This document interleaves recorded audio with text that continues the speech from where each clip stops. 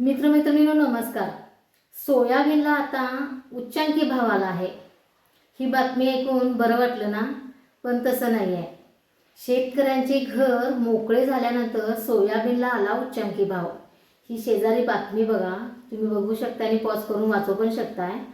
तर शेतकऱ्यांचं घर मोकळं झाल्यावर म्हणजे काय की शेतकऱ्यांनी सोयाबीन पूर्ण विकलं आणि आत्ता सोयाबीनला उच्चांकी दर आला आहे। गेली 4 वर्षातला हा उच्चांकी दर आहे। दर किती आहे की 5,800 रुपये, म्हणजे 5,200 पासून ते 5,800 पर्यंत हा उच्चांकी दर आहे। मागील वर्षी केंद्र सरकारने हमी भाव देतो म्हणून सांगितलं होतं, किती 5,328 रुपये हा हमी भाव केंद्र सरकारने देतो म्हणून सांगितलं होतं। पण दर तिथपर्यंत गेलाच नाही। दर हा 4,600 पर्यंत स्थिरावला, म्हणजे 4200 ते 4,000, काही शेतकऱ्यांच्या पदरात 4,200च पडला दर प्रति क्विंटल।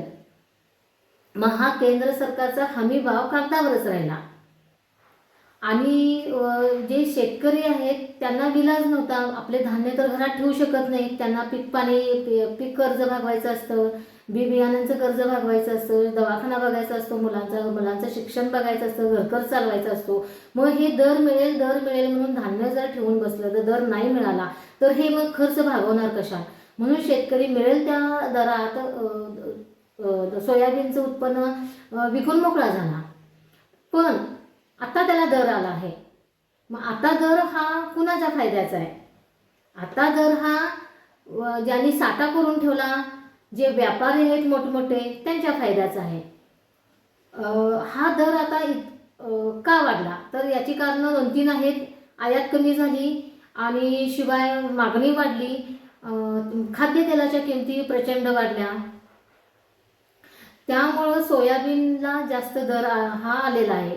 पण हा फायदा फक्त आणि फक्त साठा करून ठेवणाऱ्यांच्या पदरात आणि जे मोठमोठे व्यापारी आहेत त्यांच्या पदरात पडला। शेतकऱ्यांच्या पदरात काहीही पडलेलं नाही। त्याचं जे त्याला वर्षासाठी जे सोयाबीन उत्पन्न काढण्यासाठी जो मॅक्झिमम खर्च येतो तेवढा सुद्धा त्यातून त्याला निघालेला नाही, त्या 4200 रुपयातून। 3-4 वर्ष शेतकऱ्यांसाठी खूप कष्टाची गेलेली आहेत। त्याची कारणही तशीच आहेत। काही ठिकाणी जास्त पाऊस पडला, अतिवृष्टी झाली, काही ठिकाणी पाऊसच पडला नाही, काही ठिकाणी रोग कीड जी पिकांवर पडते ती पडली, त्यामुळे कमी उत्पन्न, या सगळ्या गोष्टींमुळे कमी उत्पन्न मिळालं शेतकऱ्याला आणि जे उत्पन्न मिळालं त्याच्यासाठी दर मिळाला नाही। अशी 3-4 वर्ष ही शेतकरी या सगळ्या कोंडीत सापडलेला आहे, या सगळ्या प्रश्नांच्या कोंडीत सापडलेला आहे। त्यामुळे शेतकरी हतबल झालेला आहे।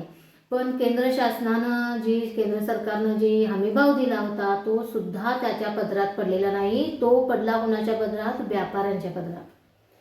मग हे खाजगी व्यापारी काय करतात? तर खाजगी व्यापारी असतील, दलाल असतील, ते काय करतात तर भाव कमी करतात आणि कमी भावातल्या भाव वाढवतच नाही। मग त्या कमी भावानं आपण धान्य साठा करून ठेवायचा आणि ज्या वेळेला मागणी वाढेल तो त्यावेळेला बाहेर काढायचा आणि दर वरच्या पातळीवर नेऊन ठेवायचा आणि आपल्याला फायदा मिळवून घ्यायचा।